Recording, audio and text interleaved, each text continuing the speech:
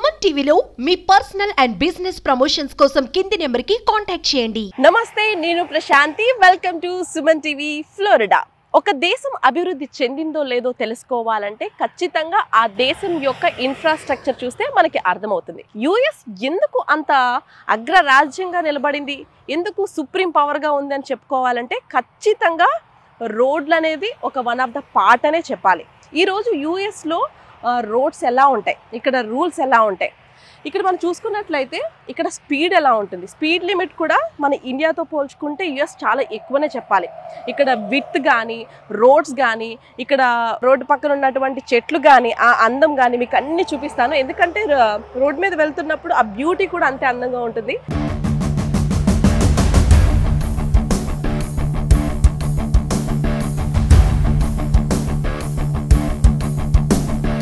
So ఇక్కడ speed limit గురించి మనం మాట్లాడుకుందాం. ఇక్కడ ఒక మినిమం స్పీడ్ లిమిట్ అనేది ఉంటుంది. ఆ స్పీడ్ కనుక మనం వెళ్ళలేని పక్షంలో వెనకాల ఉన్న కార్ ఏదైతే ఉందో వాళ్ళు కొంచెం కన్ఫ్యూజ్ అయ్యే స్టేజ్ ఉంటుంది.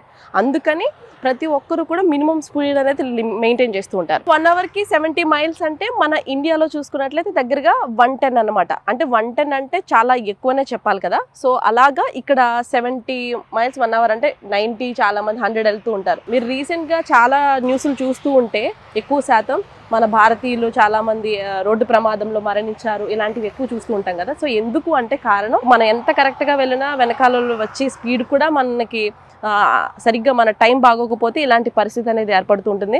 మనకి రైట్ హ్యాండ్ ఉంటుంది, ఇక్కడేమో లెఫ్ట్ హ్యాండ్ డ్రైవింగ్ ఉంటుంది. సో అది మనకి కొంచెం కన్ఫ్యూజ్ కూడా ఉంటుంది. సో ఆ ఇంపాక్ట్ కూడా కొంచెం పడుతుందనే చెప్పుకోవాలి. సో మనకి 70 మైల్స్ పర్ అవర్ ఉంది. సో మనం 67 వెళ్తున్నాం. ఈ 60 మైల్స్లో కూడా మనకి ఎంత స్పీడ్ ఉందంటే దగ్గరగా 110 అబవ్ ఉంది మన స్పీడ్ చూస్తే.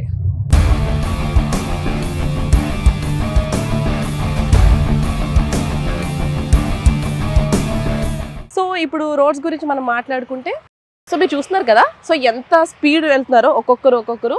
ఇది హైవే అనమాట. ఇప్పుడు హైవే పక్కన నేను మాట్లాడుతున్నాను. సో ఇది ఇలాంటి హైవేస్ మనకి ఒక్కొక్కసారి హైవేస్ 4 లైన్ హైవేస్ ఉంటాయి, కొన్ని 8 లైన్స్ ఉంటాయి, కొన్ని 10 కూడా ఉంటాయి. అంటే చాలా ఎక్కువ స్పేస్ విడ్త్ ఉంటుంది అనమాట.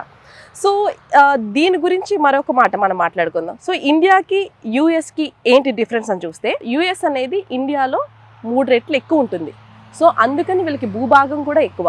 అందుకని వీళ్ళ ఇన్ఫ్రాస్ట్రక్చర్ కానీ, వీళ్ళ రోడ్లు కానీ, వీళ్ళ డెవలప్మెంట్ కానీ ప్రతిదీ కూడా ఈచ్ అండ్ ఎవ్రీథింగ్ సక్సెస్ అవ్వడానికి వన్ ఆఫ్ ద రీజన్ అని చెప్పాలి. మనకి భూభాగం ఇండియా అనేది యుఎస్లో 1%. బట్ వీళ్ళ దగ్గర ఒక గుడ్ థింగ్ ఏంటంటే, వీళ్ళు పర్టికులర్గా కొన్ని ప్లేసెస్లో మాత్రమే వీళ్ళు కన్స్ట్రక్షన్ చేయాలి, కొన్ని హౌస్ బిల్డ్ చేయాలి, లేదా కంపెనీస్ అనేది బిల్డ్ చేయాలి అనేది ఒక రూల్స్ అనేది ఉంటాయి వీళ్ళకి ప్రత్యేకంగా. సో అందుకనే వీళ్ళు రోడ్స్ కూడా డెవలప్ చేసినప్పుడు ఎలా ఉంటుందంటే, ఆ కమ్యూనిటీకి సంబంధించి ఆ ప్లేస్లో ఇక్కడ రోడ్ డెవలప్ చేయొచ్చు, లేదంటే ఆ లోకల్గా ఉన్న స్టోర్స్ డెవలప్ చేయొచ్చు అని చెప్పి ఒక రూల్స్ అనేది రెగ్యులేషన్స్గా ఉంటాయి. సో ఫైనల్గా యుఎస్ అనేది సుప్రీం పవర్గా ఉండడానికి వన్ ఆఫ్ ద రీజన్ రోడ్లు అనే చెప్పుకోవాలి.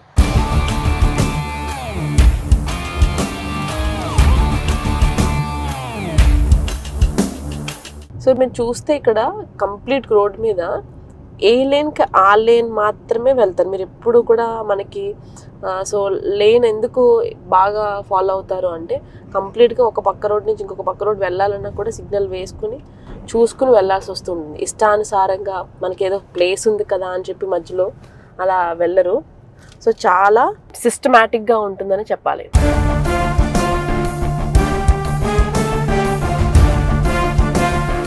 సో ఇవన్నీ కార్స్ వెళ్తుంటాయి కదా, రైట్ సైడ్ అంతా కార్స్, ఈ లెఫ్ట్ లో కంప్లీట్ గా బస్ లేన్ అనమాట. ఈ రెడ్ కలర్ మార్క్ చేసింది కదా, సో అక్కడ రాసి కూడా ఉంది బస్ అని, బస్ ఓన్లీ. సో ఫ్లోరిడా అనగానే మనకు ముందుగా గుర్తొచ్చేది బీచెస్. సో కంప్లీట్ గా మనకి వే చూసారు కదా, ఇది చుట్టుపక్కల అటు ఇటు ఈ రోడ్ అంతా కూడా మనకి వాటర్ ఉంటుంది. ఎక్కువ శాతం అంతా కూడా మనకి వాటర్ కనబడుతూ ఉంటుంది ఫ్లోరిడాలో. ఫ్లోరిడా అందమే బీచెస్ అని చెప్పాలి.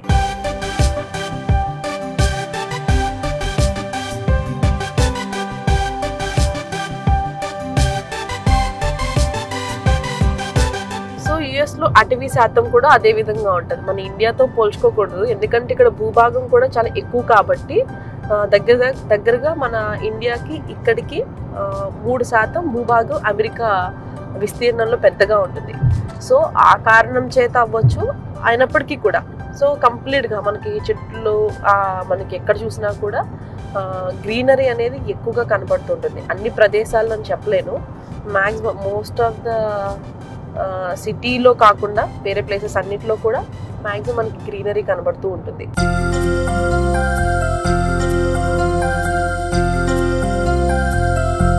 సో వీళ్ళు అటవీ శాతం ఎక్కువ, అదే విధంగా చెట్లను కూడా అలాగే పెంచుతారు. అంటే ఇష్టానుసారంగా చెట్లని కొట్టడము లేదంటే చెట్లను తీసేయడము, దాన్ని వేస్ట్ చేయకుండా ఒక ప్లేస్లో ఉన్న దాన్ని ఒక పెద్ద చెట్టుని వేరే ప్లేస్లో కూడా మూవ్ చేసి అదే విధంగా బతికించే కెపాసిటీ వీళ్ళకి ఉంటుందని చెప్పాలి. మన ఎగ్జిట్స్ అవి చూస్తూ ఉన్నాం. ఈ ఎగ్జిట్లో వేరే ఎగ్జిట్ దగ్గర ఆగాము. ఎగ్జిట్ మీనింగ్ మీ అందరికీ తెలిసిందే కదా, వేరే మన కనెక్టివిటీ రోడ్స్ అనమాట. మనం వేరే సిటీలోకి వెళ్ళాలంటే ఖచ్చితంగా ఎగ్జిట్ తీసుకోవాలి. సో అలాగే మనకి కార్లో గ్యాస్ కూడా అయిపోయింది. సో గ్యాస్ అయిపోయింది కాబట్టి ఇక్కడ చూస్తున్నాం. మీరు పెట్రోల్ కాస్ట్ చూడండి, $3.29 అనమాట. 1 gallon is equal to, so 1 gallon అంటే దగ్గరగా 3.78 లీటర్స్, అంటే 4 లీటర్స్ దగ్గరగా, అంటే 278 రూపీస్, అంటే 4 లీటర్లు 270 రూపాయలు అనమాట. ఇండియా కన్నా యుఎస్లో పెట్రోల్ కాస్ట్ తక్కువని అనుకుంటున్నాను. అందుకే చాలా మంది రోడ్స్ మీద వెళ్ళడానికి ఎక్కువ ప్రయత్నిస్తారు. సో ఇక్కడ రోడ్డు పక్కన మనకి చూస్తే వాల్ కనిపిస్తుంది. సో ఎందుకంటే లోపలంతా కూడా కమ్యూనిటీస్ ఉంటాయి. సో కమ్యూనిటీస్ ఉన్నాయి కాబట్టి వీళ్ళు ఏం చేస్తారంటే హైవే పక్కన కొంచెం వాళ్ళకి డిస్టర్బెన్స్ ఉంటుంది, అలాగే రోడ్స్ కూడా మనకి ట్రక్స్ కానీ ఏమైనా ఇబ్బంది అవుతుంది అన్న పాయింట్లో ఇక్కడ ఏం చేస్తారంటే ఖచ్చితంగా కంప్లీట్గా వీళ్ళు వాల్ అనేది కట్టడం జరుగుతుంది. మీరు చూస్తే కంప్లీట్ ఎంత పెద్ద వాల్ ఉందో చూస్తారు కదా. సో మనం చూస్తే ఫ్లోరిడాలోనే సన్ పాస్ అని ఉంటుంది. ఎందుకు అంటే ఇది సన్షైన్ స్టేట్ అంటారు దీన్ని. ఇక్కడ సన్ రైజెస్ సన్సెట్స్ బ్యూటిఫుల్ గా ఉంటుంది. సో కంప్లీట్ గా, సో అందుకని చెప్పి టోల్ నేమ్ కూడా సన్ పాస్ అని పెట్టారు. సో ఆ టోల్ కూడా మనం ఆగి చేయాల్సిన అవసరం లేదు, ఆటోమేటిక్ గా ఇక్కడ డిటెక్ట్ అయిపోతుంది. ఇది ఉంది కదా.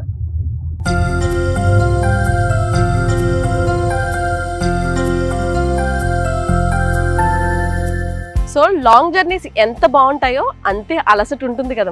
మరి అలాంటప్పుడు మనకి యుఎస్లో ఒక ఫెసిలిటీ ఏంటంటే రెస్ట్ ఏరియాస్ అనమాట. సో ఇదంతా చూసారు కదా, ఇక్కడ కార్స్ పార్క్ చేసుకుని మనం కాసేపు పవర్ నాప్ వేయాలన్నా కూడా మనం పవర్ నాప్ వేసి కాసేపు ప్రశాంతంగా నిద్రపోవచ్చు. అలాగే ఇక్కడ రెస్ట్ రూమ్స్ కూడా ఉన్నాయి. అలాగే రెస్ట్ రూమ్స్తో పాటుగా మనకి కొంచెం స్నాక్స్, ఫుడ్ అవన్నీ కావాల్సి వస్తాయి కదా. సో దానికి సంబంధించి కూడా లోపల చాలా ఫెసిలిటీస్ ఉన్నాయి, అవి కూడా చూద్దాం పదండి.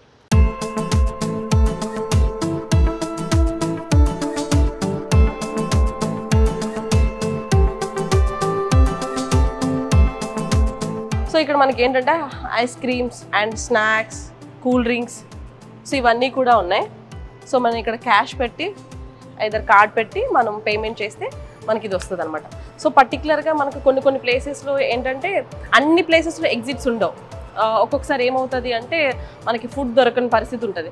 సో అలాంటప్పుడు కొంచెం వాటర్ ఏదైనా కావాలన్నా కూడా ఎమర్జెన్సీకి వర్కౌట్ అవుతుంది. సో చూస్తున్నాం కదా, ఇక్కడ ఫోన్ కూడా ఉంది. ఇది అప్పట్లో ఫోన్ అనమాట. సో అప్పట్లో కమ్యూనికేట్ చేసుకోవడం కోసం మొబైల్ ఫోన్స్ అవి లేవు కాబట్టి ఇలాంటి రెస్ట్ ఏరియాస్కి వచ్చినప్పుడు వీళ్ళు ఇక్కడ ఒక కాయిన్ వేసి సో ఫోన్ అనేది కమ్యూనికేట్ చేసుకుంటూ ఉండేవారు. సో అప్పట్లో రెస్ట్ ఏరియా ఇది. ఇప్పుడు ఉన్న కొత్తగా వచ్చిన వాటికైతే ఇలాంటి ఫోన్స్ మనకు కనిపించట్లేదు. సో పాత ఫోన్ అనమాట. మొబైల్ ఫోన్స్ లేని టైంలో ఈ ఫోన్ అనేది యూస్ చేస్తూ ఉండేవారు. సో ఈ హైవేస్ వల్ల మెయిన్ ఉపయోగం చూసుకున్నట్లయితే ఇంతకుముందు ప్రతిదీ కూడా ఈజీగా అనమాట. ఫర్ ఎగ్జాంపుల్ పార్సెల్స్ తీసుకెళ్ళాలన్నా కూడా కాస్ట్ ఆఫ్ లివింగ్ తగ్గిందనే చెప్పుకోవాలి. అసలు ఈ ఫస్ట్ హైవేస్ ఎప్పుడు పడినాయి అంటే 1956లో పడింది. అసలు ఈ 1956లో ఏ స్టేట్లో వేశారంటే కాన్సస్, మిజోరీ అండ్ పెన్సిల్వేనియాలో మొదటి హైవే పడింది యుఎస్లో అని చెప్పాలి. సో అప్పట్లో కార్లు అనేవి చాలా తక్కువ ఉండేవి. ఇప్పుడు ప్రతి ఒక్కరికి ప్రతి ఇంటికి చాలా కార్లు ఉన్నాయని చెప్పుకోవాలి. యుఎస్లో కనీసం ఏ ఇల్లు లేకపోయినా ఉంటారేమో కానీ హోమ్లెస్ వాళ్ళు కారు లేకుండా ఉండరు. ఎందుకంటే ఇక్కడ కార్ అనేది అంత మెయిన్ అనే చెప్పుకోవాలి. ఎందుకంటే ఇక్కడ డ్రైవింగ్ అనేది చాలా ర్యాష్ ఉంటుంది. సో అందుకని ప్రతి ఒక్కరు కూడా కార్స్ని ఎక్కువ ప్రిఫర్ చేస్తారని చెప్పాలి. ఇంకా ఫ్లోరిడాలో రోడ్స్ చూసుకున్నట్లయితే ఖచ్చితంగా చాలా ర్యాష్ డ్రైవింగ్ ఉంటుంది. మిగతా ఏ స్టేట్లో కన్నా కంపేర్డ్ టు ఫ్లోరిడా స్టేట్లో ర్యాష్ డ్రైవింగ్ ఉంటుందనే చెప్పుకోవాలి. ఫ్లోరిడా స్టేట్స్ రోడ్స్ అన్నీ మీరు చూసారు కదా, ఎలా ఉన్నాయో కామెంట్ చేయండి.